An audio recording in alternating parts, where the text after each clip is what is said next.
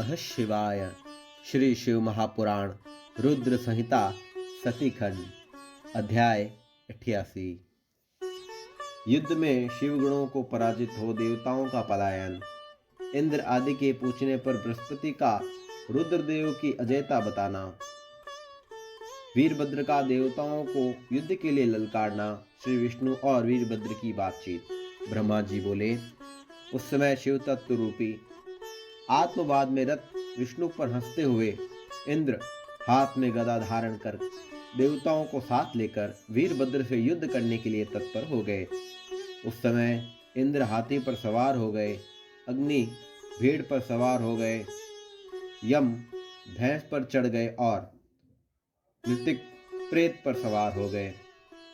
वरुण मकर पर, वायु मृग पर और कुबेर पुष्पक विमान पर आरूढ़ हो गए। आलस्य रहित होकर युद्ध के लिए तैयार हो गए। इसी प्रकार प्रतापी अन्य देव समूह, यक्ष, चारण और गुहक भी अपने अपने वाहनों पर आरूढ़ होकर तैयार हो गए। उन देवताओं के उद्योग को देखकर रक्त से सने हुए मुख वाले वे दक्ष अपनी पत्नी के साथ उनके पास जाकर कहने लगे। दक्ष बोले, हे देवगणों, मैंने आप लोगों के ही बल से इस यज्ञ को प्रारंभ किया है, क्योंकि महातेजस्वी आप लोग ही सत्कर्म की सिद्धि के लिए प्रमाण हैं। ब्रह्मा जी बोले। दक्ष के उस वचन को सुनकर इंद्र आदि सभी देवगण युद्ध करने के लिए तैयार हो गए और निकल पड़े। तदंतर समस्त देवगण तथा इंद्र आदि लोकपाल शिव जी की माया से मोहित होकर अपनी सेनाओं को साथ लेकर युद्ध करने गए। उस समय देवताओं और शिवगणों में महान युद्ध होने लगा। वे तीखे तोमर तथा बाणों से परस्पर युद्ध करने लगे। उस युद्ध महोत्सव में शंख और भेरियां बजने लगी और बड़ी बड़ी दुमदुम्बियां, नगाड़े तथा डिडम आदि बजने लगे। उन महान शब्द से उत्साह से भरे हुए समस्त देवगण लोकपालों को साथ लेकर उन शिवगणों को मारने लगे। वे मुनि श्रेष्ठ इंद्र आदि देवताओं एवं लोकपालों ने भृगु के मंत्र बल के प्रभाव से शिवजी के गणों को परागमुख कर दिया। उस समय याज्ञिक भृगु जी ने दीक्षा ग्रहण किए दक्ष के तथा देवताओं के संतोष हेतु उस यज्ञ की निर्विघ्न समाप्ति के लिए उन शिवगणों का उच्चाटन कर दिया। इस प्रकार अपने गणों को पराजित देखकर वीरभद्र क्रोध से भर उठे और भूत प्रेत तथा पिशाचों को पीछे करके वे महाबली वीरभद्र बैल पर सवार सभी शिवगणों को आगे करके स्वयं त्रिशूल लेकर देवताओं को गिराने लगे। सभी शिवगणों ने भी त्रिशूल के प्रहारों से शीघ्रता पूर्वक देवताओं, यक्षों, साध्य गणों, गुहों को तथा चारणों को मार डाला। गणों ने तलवारों से कुछ देवताओं को दो टुकड़े कर दिए, कुछ को मुदगरों से पीट डाला और कुछ को घायल कर दिया। इस प्रकार सभी देवता पराजित होकर भाग चले और एक दूसरे को रणभूमि में छोड़कर देवलोक को चले गए। उस अत्यंत भयानक युद्ध में महाबली इंद्र आदि लोकपाल ही धैर्य धारण करके उत्साहित हो खड़े रहे। उस समय इंद्र आदि समस्त देवता एकत्र हो विनय भाव युक्त हो उस युद्ध स्थल में बृहस्पति जी से पूछने लगे। लोकपाल बोले, हे गुरु, हे बृहस्पति, हे तात, हे महाप्राज्ञ, हे दयानिधे, शीघ्र बताइए, हम लोग यह पूछते हैं कि हमारी विजय किस प्रकार होगी। ब्रह्मा जी बोले। उसकी यह बात सुनकर उपायों को जानने वाले बृहस्पति शंभु का स्मरण करके ज्ञान दुर्बल महेंद्र से कहने लगे। बृहस्पति बोले, हे इंद्र, भगवान विष्णु ने पहले जो कहा था वह सब आज घटित हो गया है। मैं उसी बात को कह रहा हूँ, सावधानी पूर्वक सुनिए। समस्त कर्मों का फल देने वाले जो ईश्वर हैं, वे ही अपने कर्ता शिव का भजन करते हैं। वे अपने कर्ता के प्रभु नहीं हैं। न मंत्र, न औषधियाँ, न समस्त अभिचारिक कर्म, न लौकिक पुरुष, न कर्म, न वेद, न पूर्व मीमांसा, न उत्तर मीमांसा तथा न अनेक वेदों से युक्त अन्य शास्त्र ही ईश्वर के जानने में समर्थ होते हैं, ऐसा प्राचीन विद्वान कहते हैं। अन्य शरण भक्तों को छोड़कर जो दूसरे लोग संपूर्ण वेदों के 10,000 बार स्वाध्याय करके भी महेश्वर को भलीभांति नहीं जान सके, यह महान श्रुति है। भगवान सदाशिव के अनुग्रह से ही सर्वथा शांत, निर्विकार एवं उत्तम दृष्टि से उनको जाना जा सकता है। तब ये ही सुरेश्वर उचित अनुचित कार्य के निर्णय में सबके कल्याण के लिए सिद्धि के उत्तम अंश का प्रतिपादन करूंगा। आप उसे सुनिए। हे इंद्र, आप लोकपालों के साथ नादान बनकर इस समय दक्ष यज्ञ में आ गए, किंतु आप कौन सा पराक्रम करेंगे? भगवान रुद्र के सहायक जो ये गण अत्यंत कुपित होकर यज्ञ में विघ्न डालने के लिए आए हैं, यह अवश्य ही करेंगे। मैं यह सत्य सत्य कह रहा हूँ कि यज्ञ में विघ्न निवारण के लिए वस्तुतः किसी के पास सर्वथा कोई उपाय नहीं है। ब्रह्मा जी बोले। बृहस्पति की यह बात सुनकर स्वर्ग में रहने वाले इंद्र सहित वे समस्त लोकपाल चिंता में पड़ गए।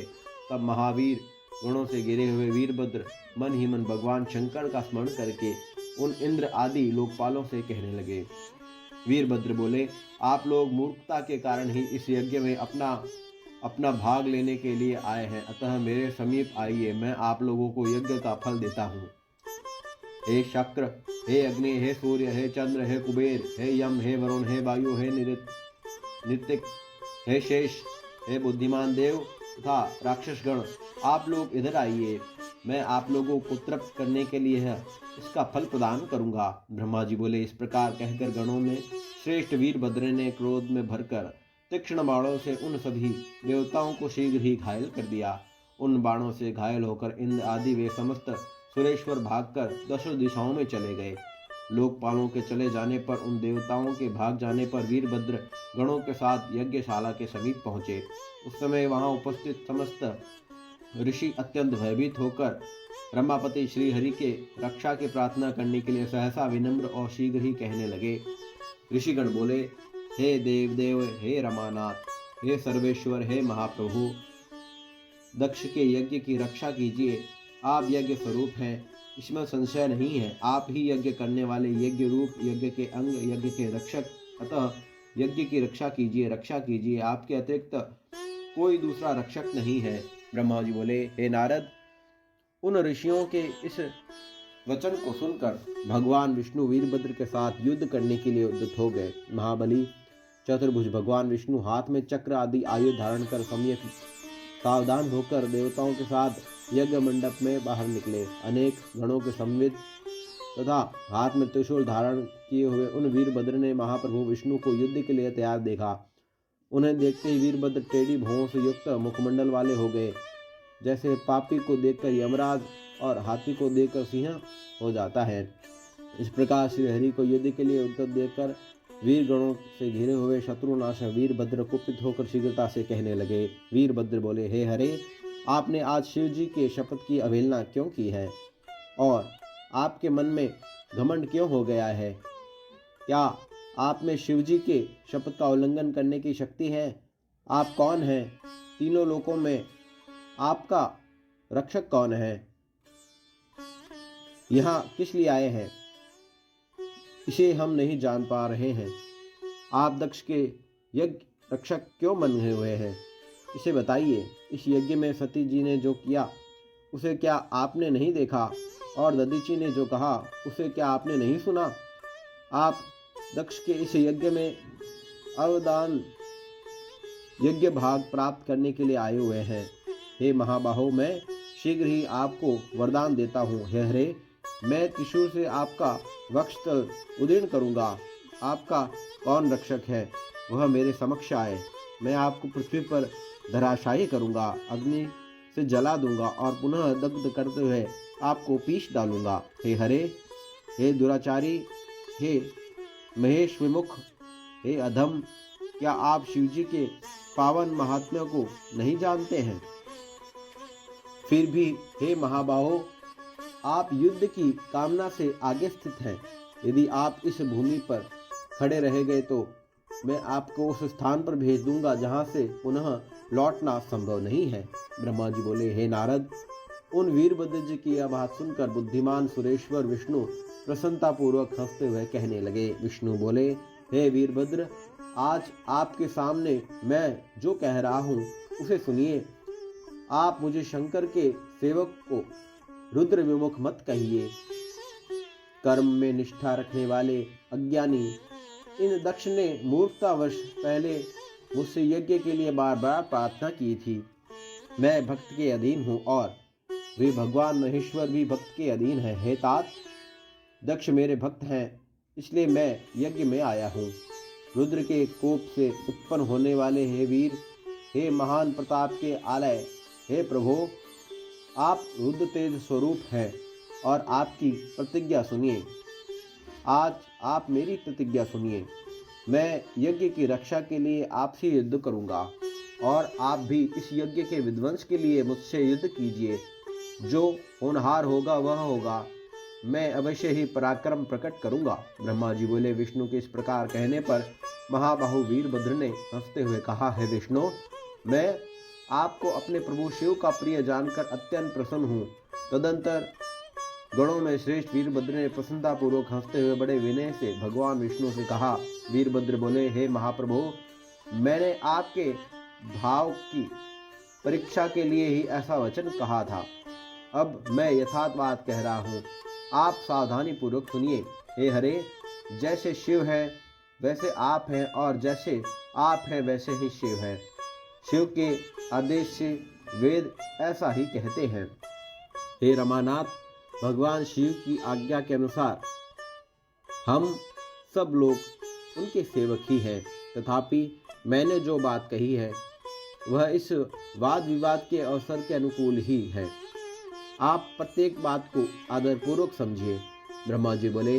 उन वीरभद्र का यह वचन कह सुनकर भगवान विष्णु हंसकर और उनके लिए हितकर यह वचन कहने लगे। विष्णु बोले, हे महावीर, आप निश्चक होकर मेरे साथ युद्ध कीजिए। आपके हे अस्त्रों से शरीर भी भर जाने पर भी मैं अपने आश्रय को जाऊंगा।